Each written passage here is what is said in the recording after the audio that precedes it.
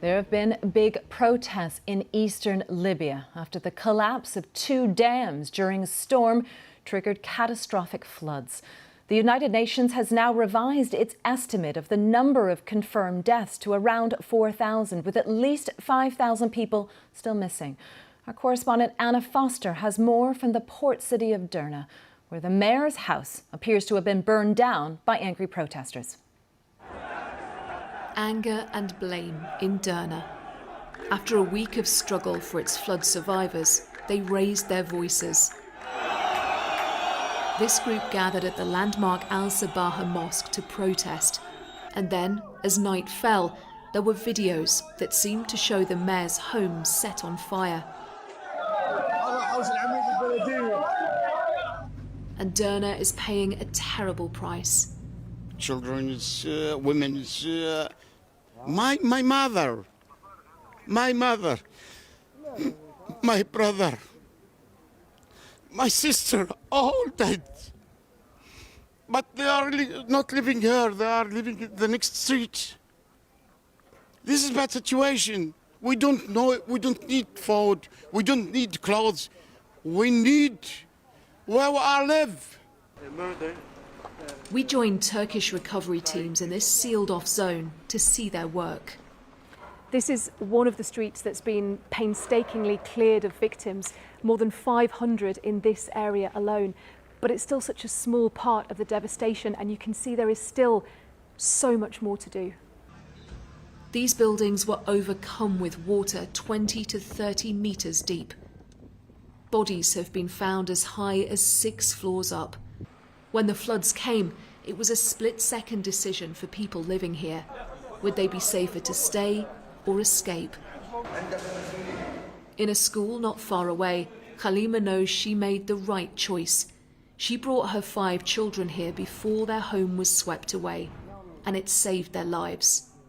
My big son asking me, "Mommy, where is my neighbor? Where is my friends?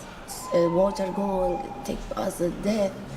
He's every time asking me. I can't answer him.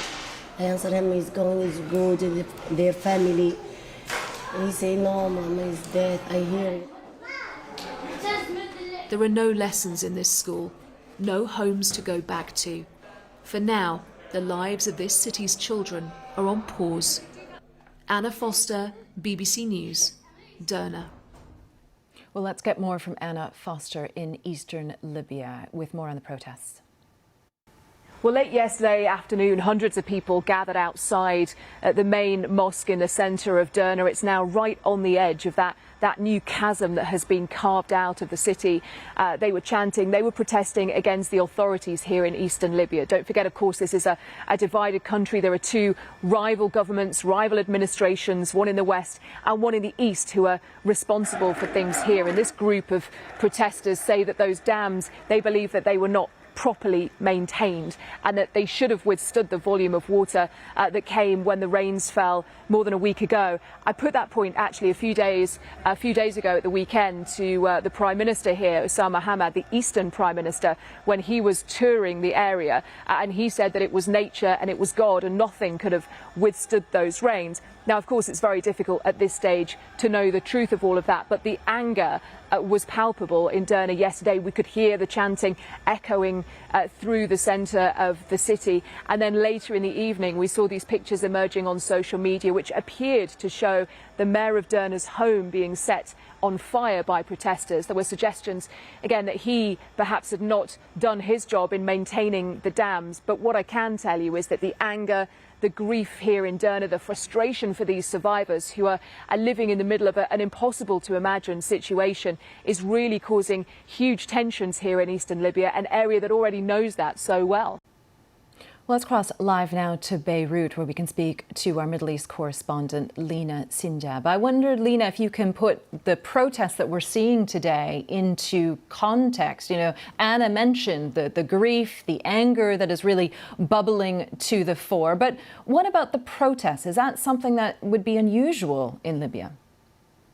Well, that's certainly something very, common to see with people, losing this big number of lives, especially that over and over again we've heard from various people in Derna that they've complained to the authorities about the conditions of the dam, and that they haven't got any warning when the flood happened, and the rescue operation, the instant rescue, was not enough to save lives. So the least that they can do is to express their angers towards those they held responsible for their misery, for the loss of lives, for the loss of homes that they've seen.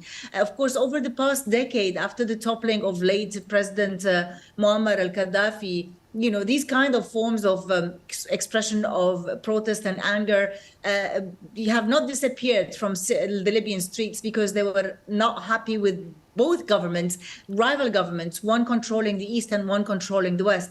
But this is really completely different story. This is not an argument about politics or shares of oil or shares of power. This is life. They have lost entire relatives. They have lost their homes. A quarter of the city of Derna disappeared in the sea. So the least that they can do is to voice their anger in the hope that one day these kind of governments will be accountable for their own people and will be acting in a responsible and efficient way for them. Lena, we're still seeing a pretty big gap between the official death toll and the estimated death toll. Now, of course, what more can you tell us about that painstaking process to identify the dead? And when do you think we're going to get more clarity on the true death toll? I think everyone is taken by surprise, and people are quite shocked about the mass, gravity of the situation. People are still looking for their families, for their relatives.